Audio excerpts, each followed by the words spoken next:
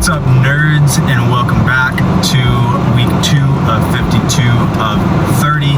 It's a 365-day experiment. Can a regular guy like me, whoa, the sun is so freaking bright. Oh my gosh, this is not working for me right now. We're gonna need a change of scenery before this. Can a regular guy like me run 30 miles? Can a regular guy, a dad, husband, working a 9 to 5, run a 30-mile ultra marathon? Next year I'm turning 30 and I want to run 30 miles on my birthday. And if you're new here, just for some context, I have like maybe 2 years worth of running. I'm not good at it. And about a year ago is when I started CrossFit.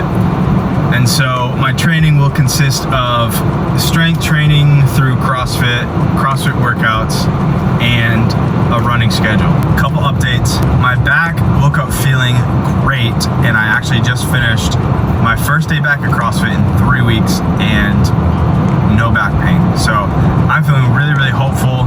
I'm sure it'll feel a little bit sore later, but I am feeling really hopeful about the condition of my back. I think we're back on track. I do want to recap just a little bit, I guess, just from this past Saturday's run. I did a 10K and it was a long run.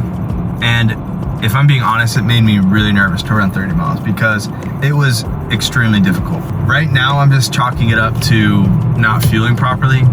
That's what it felt like. I just didn't have enough energy. Like I felt that feeling like you're gonna pass out and you're so hungry, like just ravenous, you need to eat something. But it did definitely make me nervous about completing 30 miles. That sounds absolutely crazy.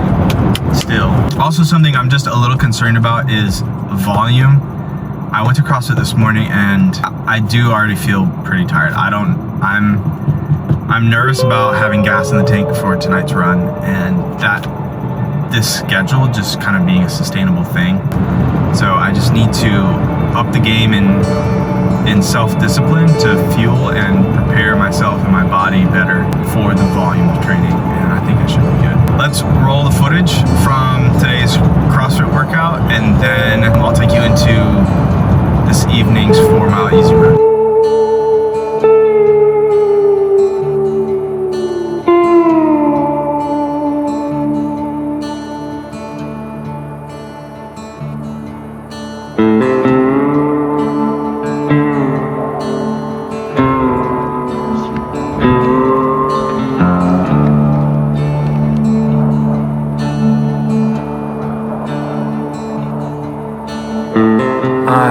I'm about to run Easy 4 Monday afternoon, and I'm just trying to convince myself to take it at whatever pace to keep it in low heart rate zones so I don't kill myself. I want to keep my legs fresh, so I don't want to go too hard on the run so that I can survive the rest of the week. So that's my goal. Let's see what happens.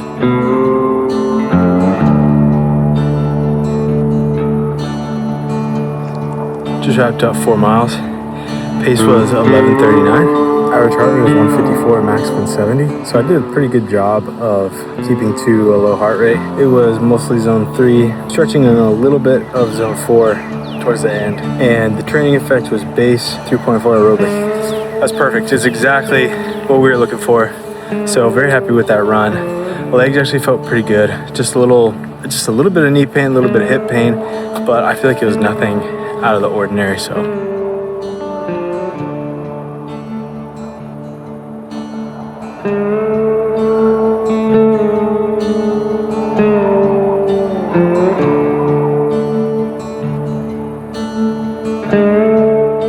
Just got done with CrossFit, and hopefully I can finish filming before the sun gets all up in my face again. Yeah, it was hard to get up this morning. You know, I haven't moved my body like that in a long time.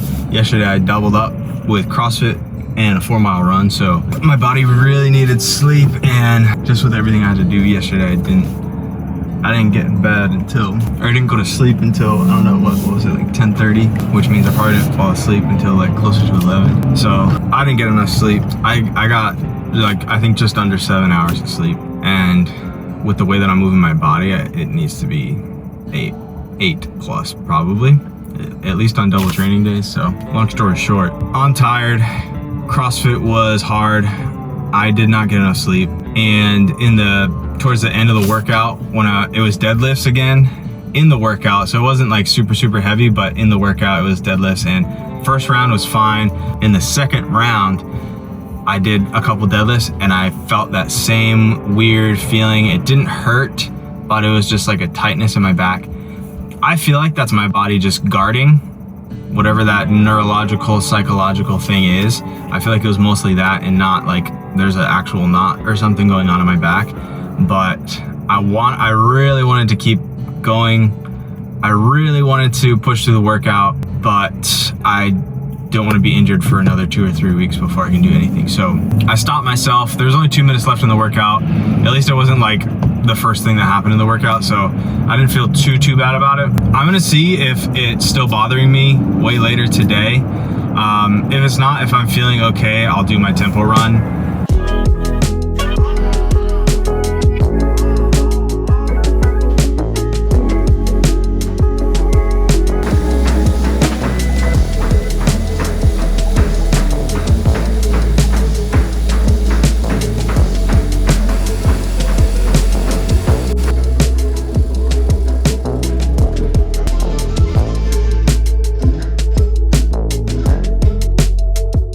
All right, nerds, we're back at it. Thursday. Did you miss Wednesday? No, because we completely skipped that. My son, James, was up in the middle of the night. I think I was with him from like 3 a.m. to 4 or something. And so, naturally, I slept. I just hit snooze on my alarm, my 5:30 alarm to get up for CrossFit. Because there's no way. I had already gone to bed late. I worked late that night too, so I didn't get any time to relax or anything. And then yesterday I was gonna try and get to the gym at some point. I didn't have a run on the schedule, just CrossFit, but had a lot of work to get done and I worked late again also, so no workout yesterday. Last night was not bad for James, but he still was just having a rough time of it. I think he's sick and congested, so I got up with him at 6 this morning and stayed with him for a little bit to let my wife get some sleep. And now we're gonna get our 4-mile easy run in and we'll check back in later.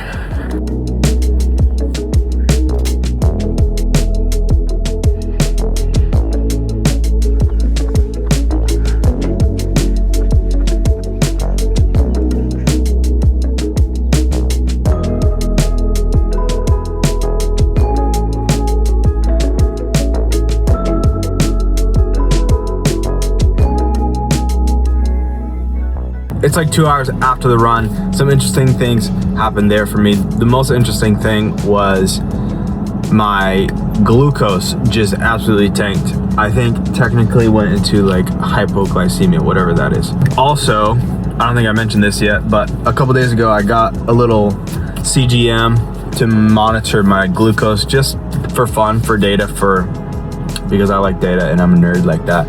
But I'm interested to see like when I don't take anything before a workout, what does my glucose look like? How do I feel? How does that affect me and my performance? Or like today I took G1M Sport 10, 15 minutes, 20 minutes before my run. And I'll put the screenshot right here. You can see my glucose absolutely spiked. And then in the middle of the run, it tanked. And I was talking to ChatGPT about it, trying to get some answers. And let me know if this is true or not, if you know anything about this, but it was basically like you started to exercise while your glucose was still spiking and your body was demanding the glucose and it just rapidly took the glucose instead of it being, your glucose being stabilized, and your body wouldn't take it so quickly, I guess. I don't know. But anyways, it suggested either not taking anything if I go on a run first thing in the morning, or bringing something like a gel or something along the way and just like kind of slowly chipping away at it throughout the whole thing so the glucose is more stable instead of spiking and crashing, I guess. Most of the family is feeling a little bit under the weather, so I don't know if we'll make it out on the e-bike and everything. It might just be me on Saturday.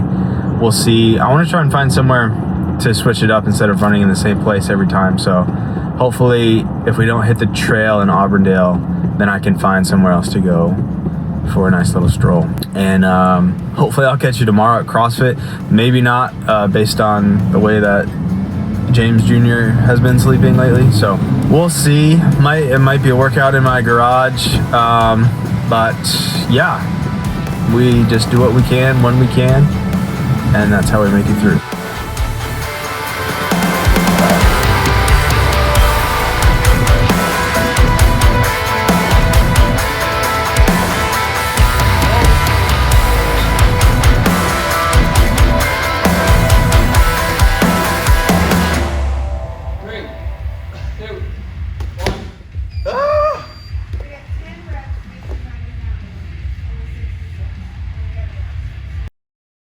All right, let's wrap up the week. This is the last workout of the week on my way to a 4.8 mile run. So close to 5, might as well just make it 5, right? It's kind of what I'm feeling. Yesterday I did the CrossFit Open 26.1 and it absolutely obliterated my legs and my cardiovascular system. We made like a really nice dinner and stuff last night, just stayed home, but did like fancy Italian restaurant style steak and potatoes and broccolini and carrots and stuff. So my recovery today is in the red, but it's not like 1%, it's upper reds, almost a yellow maybe. But I'm actually feeling pretty good. I don't feel like a red recovery, I feel like a yellow recovery. So hopefully this run isn't too bad. I'm trying to fuel pretty good for it. I got some rice cakes and I'm packing a bunch of gels just to make sure that whatever happened last week does not happen again this week. I'm pretty confident that it won't. So loading up on glycogen and whatnot. So yeah, let's wrap up this week with this run and I'll probably check back in after the run.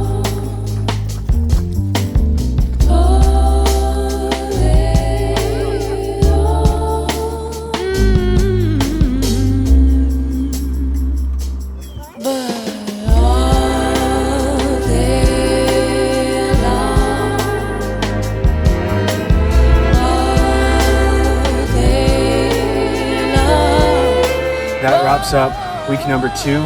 Just finished 5 miles. Pace 1250. Training status productive. We like that. VO2 max is staying where it's at. And training effect was totally aerobic, so that was perfect. Perfect run, perfect 5 miles to finish out the week. Pushing JJ along, so I'm fine. I probably would have liked closer to a 12-minute pace, but I'm good with a 13 with some extra weight on me. I feel like I'm improving each week, getting a little bit better. I'm feeling really tired. The just amount of training that I'm doing right now feels like a lot. So hopefully I can just lock in, focus on recovery, focus on sleep, so that each day I can show up for the training. So it's just tough balancing everything, but the point is just follow along the plan. And that 30 miles that feels really daunting now, as we get closer and closer and closer, it's gonna feel less and less daunting. So stay tuned next week for week number 3 of 52. This is 30, a 365-day experiment. Catch you later.